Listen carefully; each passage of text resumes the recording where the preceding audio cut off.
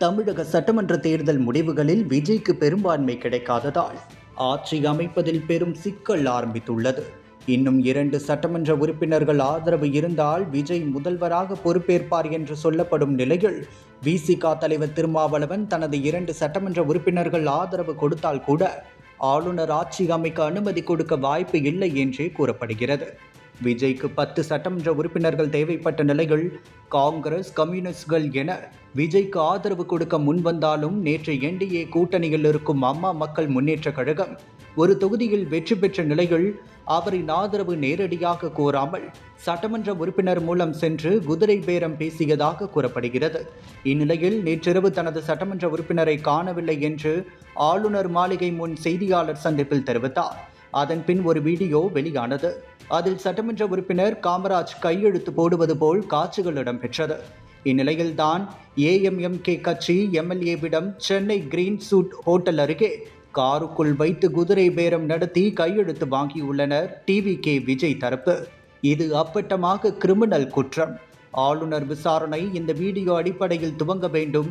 முறையாக ஆதரவு இருக்கும் என்றால் எதற்காக காருக்குள் வைத்து எழுதி வாங்க வேண்டும்? எவ்வளவு விலை பேசப்பட்டார்? அந்த தொகை யார் மூலம் எப்படி வரும் என்று உறுதியளிக்கப்பட்டது. யார் இதை எழுதி வாங்கினார்கள்? விஜய் தரப்பில் யார் அனுமதியின் கீழ் இந்த குதிரை பேரம் நடந்தது? இதுபோல் எத்தனை சட்டமன்ற உறுப்பினர்கள் பேரம் பேசினார்கள் என அனைத்தும் வெளியாக வேண்டும்.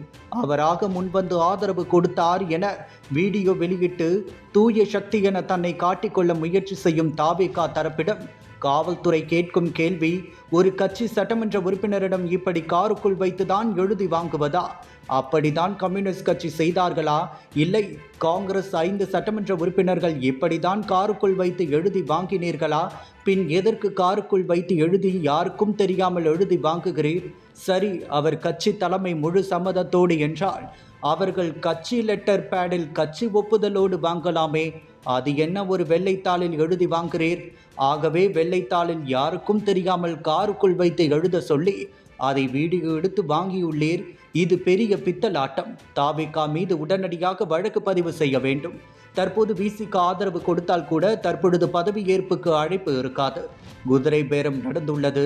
அதை தெளிவுபடுத்தி பின்தான் ஆளுநர் அழைப்பு இருக்கும். 118 அல்ல 125 வைத்திருந்தால் கூட அங்கே குதிரை பேரம் நடந்ததற்கான சின்ன ஆதாரம் இருந்தால் கூட நிறுத்தி வைக்கப்படும் என்பதுதான் சட்டம் என்றே கூறப்படுகிறது.